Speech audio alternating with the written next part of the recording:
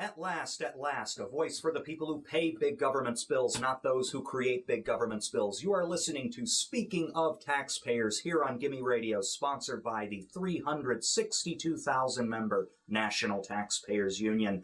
I'm your co-host, Pete Sepp. And Natasha Altamirano.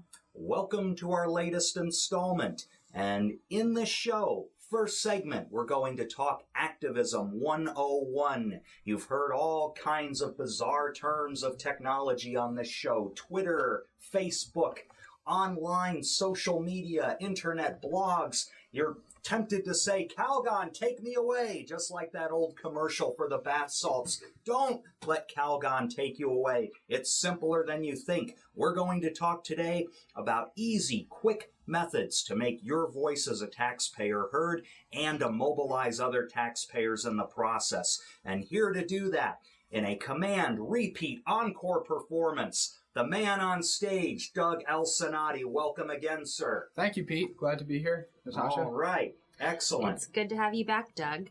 So, as Pete mentioned, we have talked about transparency on the show. You've been on a couple times talking about our showmethespending.com portal, which is a wiki-style website. We've talked about Twitter and other social media. You might have heard about blogs and those sort of sites. But today we're just going to talk about old-fashioned communication via traditional, print and other mediums. So, Doug, why don't you go ahead and, tell us a little bit about some of the feedback you've gotten traveling around the country, talking to different taxpayer activists and what their response has been to some of these new media sites. Sure. So I think it's important to frame this in a larger context, which seems to be the Web 2.0 or new media craze. I think a lot of folks are in some ways hampered by limited resources. It might be a 1 or 2 person shop in Montana or Idaho, and they really don't have the time or capacity to develop the skills they might need to use things like Twitter or Facebook or wikis or YouTube or blogs. So the temptation might be to put one's hands up and say, we don't have time for this, and it's not possible for us to use all these resources in the way that different groups in DC, with lots of funding maybe or lots of time and resources to utilize those sites, are encouraging us to do. So that's a problem I wanted to address because in my contact with folks across the states, it has been a very real and significant issue. But before we got into that, I did want to talk to you, Natasha, about how NTU has in the past been able to use some of these new media tools to inform taxpayers. That's a great question, Doug. And here at NTU, obviously we have our website, www.ntu.org. We also have our blog, governmentbytes.com, which was created in 2005. Different staff members and guest contributors, former interns, have posting ability. So it's kind of a community level or community effort so that, not just one person or 2 people are running the blog. We have a bunch of voices on it. We recently also created our Twitter account, which we've talked about here on the show. Both NTU and individual staff members have Twitter accounts or websites. So NTU's is twitter.com/NTU. And NTU also has a number of sites on Facebook. We have a group and a cause, which is a venue for people to donate money. And it's a good way to, reach out to members of our groups. We can organize events and publicize them that way. So those are just some of the efforts we have. We also have a YouTube channel where we can post media clips when, Pete is on CNN or we have interviews on different shows. We can go ahead and throw those online and they're easily shared with people. So to boil this down, make it real simple, you go on the internet. First, you can encounter our main website, ntu.org. That's where you can browse documents, read news releases, maybe take a look at our ratings of Congress. If you want something that's more free-flowing and up-to-date, you visit our blog, Government Bytes. That's where you find very small entries, a few paragraphs on breaking news, and you can make comments on it. You can read comments on that breaking news. If you want something even faster, I'm talking up to the minute, You go to our Twitter site. That's where you get little messages, 140 characters or less, on things that are happening virtually right in real time. If you want to take a look at how other people in the taxpayer community are gathering together and gaining support, that's where you go for the social media, Facebook, things like that. So we have a whole number of online technologies. They sound really sophisticated, but basically they come down to this: speed, level of detail, and the nature of the community. That's all it is, folks. And offline, which we've mentioned here on the show also, we've launched a text messaging campaign, which you can sign up for using your mobile phone. You text FIGHT to 54608 and you'll join our text messaging list. So that's just another avenue that we communicate and engage our members. Right. And these are all great methods of getting information out to taxpayers and taxpayer activists rapidly, and also fantastic tools for building community around those issues. But as we mentioned at the beginning of the show, one major issue is, what about folks who have limited resources, who are maybe running their own nonprofit, working a full-time job, and supporting a family, or whatever their situation might be? Given those limited resources, or given a lack of expertise in Web 2.0 or new media or things like Twitter and Facebook, the question is, how does one get to the point where they can either integrate new media or, without doing so, still have a significant impact on the taxpayer battles in their region? So, and I think there are two different ways to address this, and be curious to hear what you have to say, Pete and Natasha. But one is try and find creative alternatives to getting those new media services and harnessing their power. One of those might be by hiring an intern. So having someone do volunteer work on your Facebook group or Facebook page. And this doesn't just have to be an intern. This could be your son or daughter or grandson or granddaughter. A lot of times, younger folks probably spend too much time on the internet, but this is a great way to harness that time that might otherwise be wasted by looking at pictures of spring break vacation and get them to help you promote taxpayer issues. So that's one alternative route I would suggest. If you as a listener are working for a smaller nonprofit organization, I would suggest thinking about remote internships. A lot of times, students in college, say for example, at the University of Michigan or Ohio State University, might be interested in working on taxpayer issues, but the problem is they might be several hours drive from the Mackinac Center, or it might be inconvenient for them to get to the Buckeye Institute. One way to circumvent that problem is by asking them to do a remote internship and work on projects. Again, this is all through the internet, so they're able to do that on their campus, but still contribute to your online presence.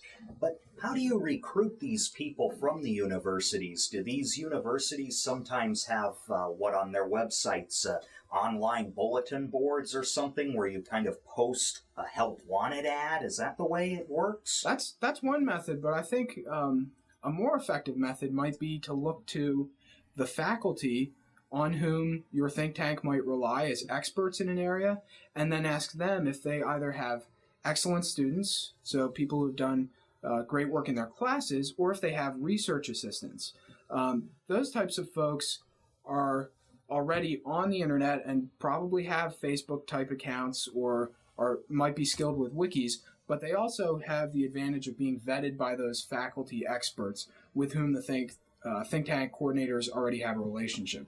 So that's a very viable route. So say the Buckeye Institute has a relationship with professors at Ohio University or Ohio State University. Well, ask them if they can recommend any students to help you develop your online presence through a remote internship. It's good for the students because it builds their resume, and it's good for you because you have enlisted a younger person who might be able to help you out in this way.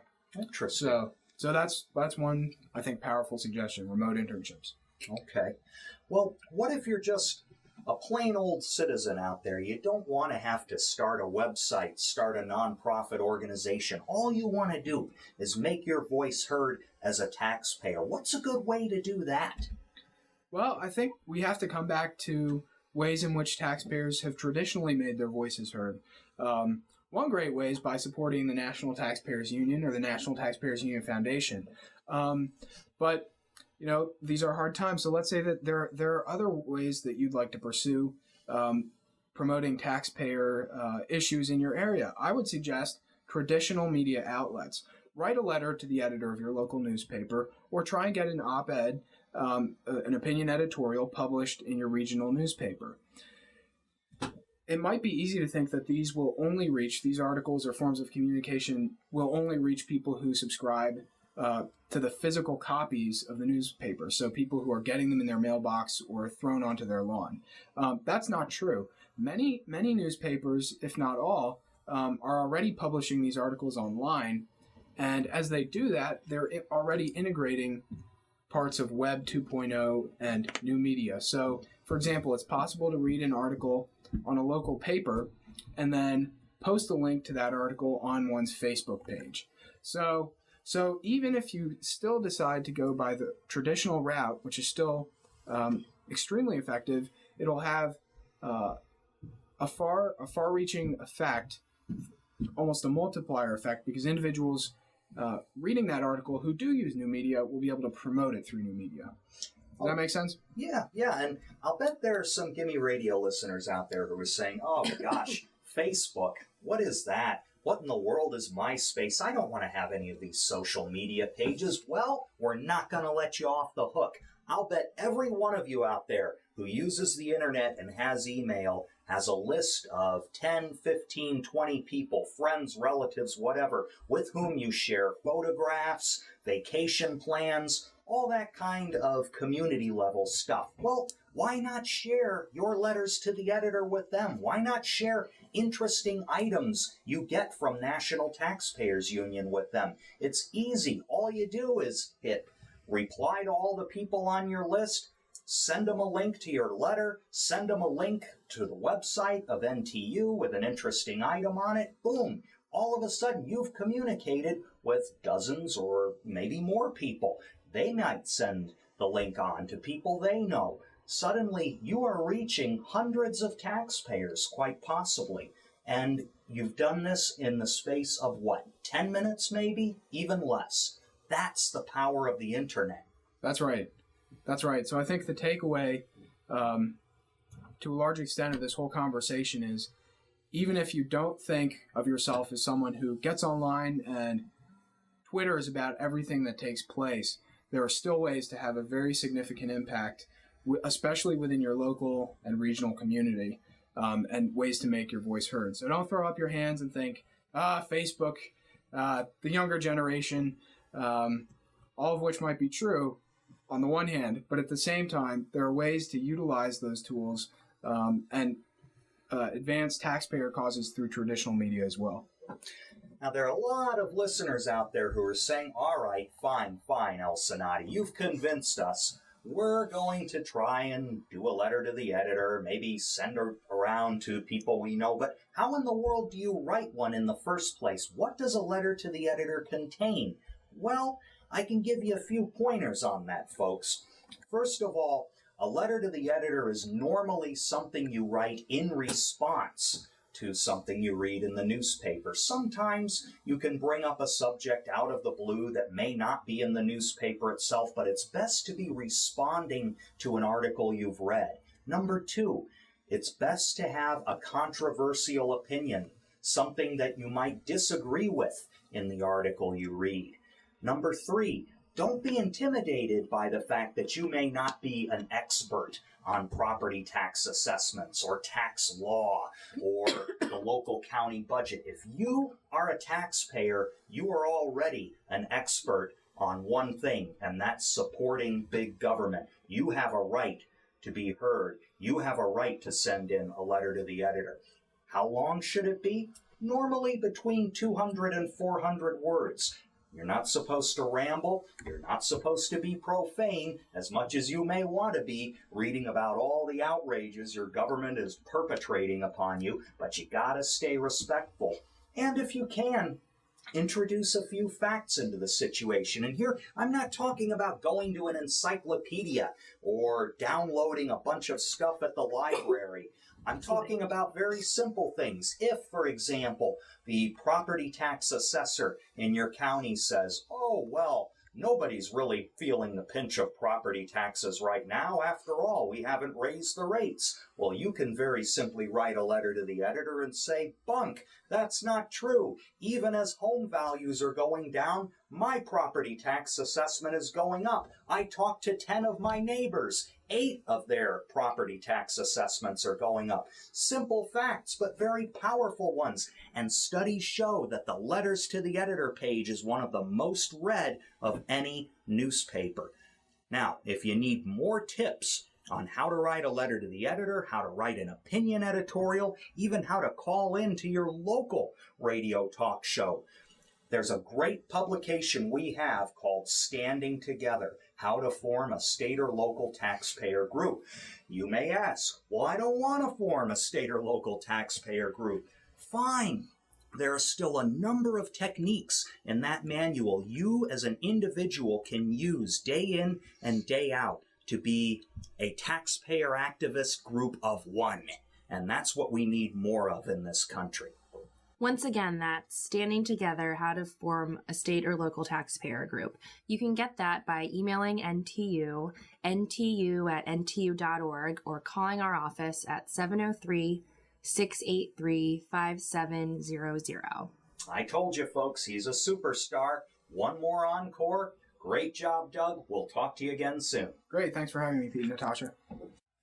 And in this segment of Speaking of Taxpayers, we're going to continue in the theme of Activism 101 with a great seminar called National Taxpayers Conference. If you ever wanted the full book on Activism 101, boy, this is the place to get it. 2 days of packed events. Everything from learning how to start a taxpayer group, learning what threats will be confronting taxpayers, learning from policymakers what taxpayer proposals they'll be pushing. June 11th through 13th, 2009, right outside of Washington, D.C. It's called the National Taxpayers Conference. What do you know about it, Natasha?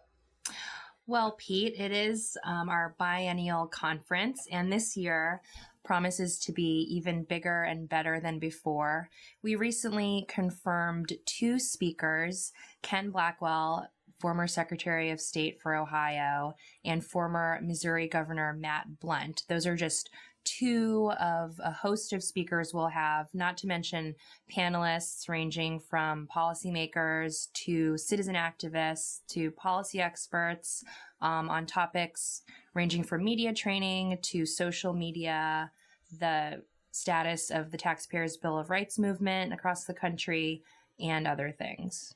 And for those of you Gimme Radio listeners who may not live in Ohio or Missouri, you're saying, who are these people? Who is Ken Blackwell? Who is Matt Blunt? Well, they may not be household names across the United States, but they are sure household names in the pro-taxpayer movement. Ken Blackwell, for example, former Ohio Treasurer and Secretary of State, has done a great deal for advancing the cause of tax and expenditure limitation measures. He has sponsored and tried to get on the ballot constitutional measures that would impose on the state of Ohio an expenditure cap, that expenditures could not grow faster than inflation and population growth. Also a revenue cap requiring voter approval for higher taxes. Even on the national level, Ken has been a shining star, having served on a federal advisory panel for tax system reform. Too bad Congress and the Bush administration decided not to make that a priority when this panel was meeting. His recommendations would have led to a fairer, flatter, less burdensome, less complex tax system. And as an elected official, as well as an appointed official and a pro-taxpayer kind of guy, Ken will be able to provide a variety of perspectives on our movement and the importance to keep it going. Matt Blunt is the same way. Again, you may not know his name for those of you outside of Missouri, but he was a pioneer in something called the transparency movement. That means disclosing state budgets, expenditures, contracts, grants, the whole 9 yards online, putting it in a searchable database, all that information so that the average citizen can take a look and see what his or her state government is spending on everything from scoop to nuts. And Matt Blunt, through executive order, instituted such a searchable website of Missouri grants, contracts, expenditures, and the like called mapyourtaxesmissouri.gov. It has been one of the most successful transparency websites in the country. He did it at virtually no cost. It was implemented through the executive branch, not even by an act of their state legislature, and it has since yielded millions of dollars in potential savings that have been identified simply through average people as well as government officials looking through the lists of expenditures for possible waste, fraud, and abuse. And your National Taxpayers Union was instrumental in convincing the governor and helping the governor set up this website, just like we're doing in other states around the country. You can get more information on National Taxpayers Conference 2009 on NTU's website. That's www.ntu.org. You can register for the conference, get more details on hotel information, see a updated list of speakers and exhibitors. We've been talking about the different panels and training sessions, but there are also going to be fun opportunities to socialize, such as book signings and other networking events. Also, you'll just be right outside the nation's capital, so there'll be time for sightseeing. Pretty much one metro stop away from Reagan National Airport and just a few metro stops outside of the city. So you'll be able to get around pretty easily, and it's a great location for this event. Yes, indeed. And we are very proud also to be able to host so many exhibiting organizations. As Natasha said, it's like getting to meet the entire tax revolt under one roof. You have people like Citizens Against Government Waste, one of our partners in trying to expose wasteful and egregious spending earmarks in Congress's omnibus appropriations bill most recently. We also have folks from outfits like Americans for Tax Reform and Americans for Prosperity. We'll have state-level groups that have been very successful in fighting big government in their own backyard. One of them, the Howard Jarvis Taxpayers Association from California, the virtual granddaddy of state-level property tax revolt organizations. You may remember Howard Jarvis as a name from the 1970s, around 1978, when he led the charge to reduce and limit property taxes in the state of California. He limited them by instituting a constitutional amendment that only allows property tax assessments in California to grow by 2% a year unless voters say otherwise. The property tax rate cannot exceed 1% without voter approval. This Proposition 13 property tax limitation model has been adopted in various forms around the country, and it has served as an inspiration for activists in places like Washington State and Massachusetts and Florida and Arizona. An excellent outfit, and we'll be hearing from their president, John Kupal, who is an expert at the whole issue of trying to keep a lid on property taxes. So once again, visit www.ntu.org for more up-to-date conference information and to register. We just extended our early bird conference rate of $99, which was going to expire Tuesday. We've extended that a couple weeks until April 13th. So be sure to log in today and register for this one-of-a-kind event. Amen. Join us, please, June 11th through 13th. Here in the nation's capital, National Taxpayers Conference. Be there or be square. And in this week's segment of Outrage of the Week, we have Medicare once again in the spotlight. And why not? It's a multi-$100 billion program, and with it lurks billions of dollars of potentially fraudulent and improper payments. One of the most recent cases was brought to light by the Associated Press, and this is wheelchair scams. Yes, many of you listeners out there perhaps are thrilled about the options provided to folks who have limited mobility. There are all kinds of new technologies and things to help you get around.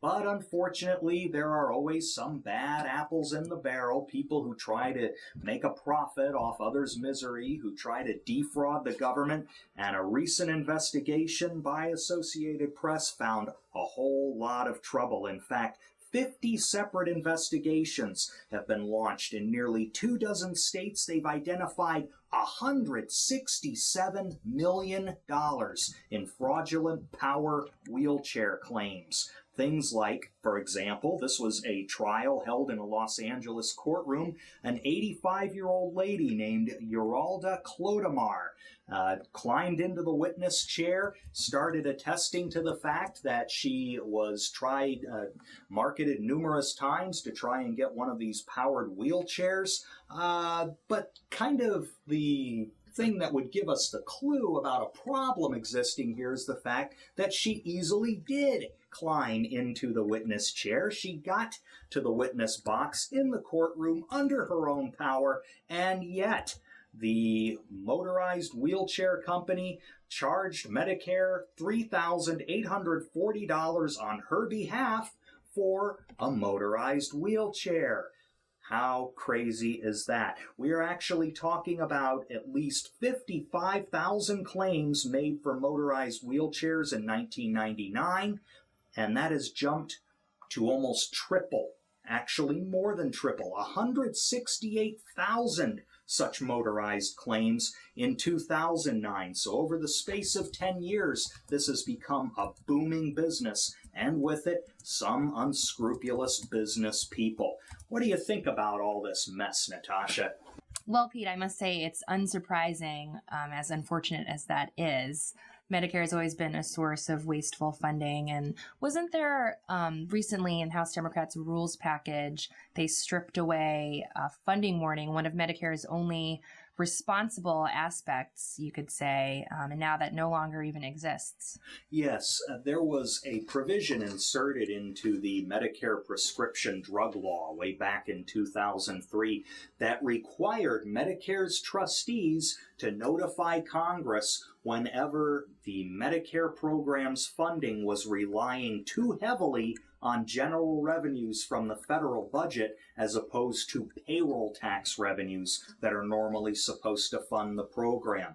Well, unfortunately, members of Congress found that too inconvenient to live with. After all, when the trustees sound this Medicare funding warning, they have to submit a report to Congress, which Congress has to read, consider, and vote on. And votes are very inconvenient things when it comes to giving entitlements to people. Lawmakers don't want to face up to the fact that the programs they create often grow out of control and are unsustainable. And boy, if ever there were a program that fit those two adjectives, it is Medicare. In fact, Medicare's hospital insurance trust fund will begin devouring its own assets in about 2 years. Now, that will put it on the road to bankruptcy before or around the year 2016. That is not too far away, folks. And the problem is those assets in the so-called trust fund are really just federal IOUs. That's right, any surplus payroll tax revenues that might have been collected for Medicare Part A years ago has been invested, that's the term in Washington, invested in government bonds. When the trust fund cashes in those bonds, the other part of the federal government has to pay. It's like robbing Peter to pay Paul. The bottom line is Medicare's problems are adding to the liabilities of the taxpayer and will continue to do so in increasing amounts year after year unless policymakers face up to reforming that program. Well, with everyone suitably outraged and everyone suitably activated and everyone suitably motivated, hopefully, to attend our National Taxpayers Conference, that will wrap it up for this edition of Speaking of Taxpayers. I want you all to remember out there, you have the power to fight the power if you speak truth to power, and we speak truth to power through speaking of taxpayers. For the National Taxpayers Union and its 362,000 members, I'm Pete Sepp.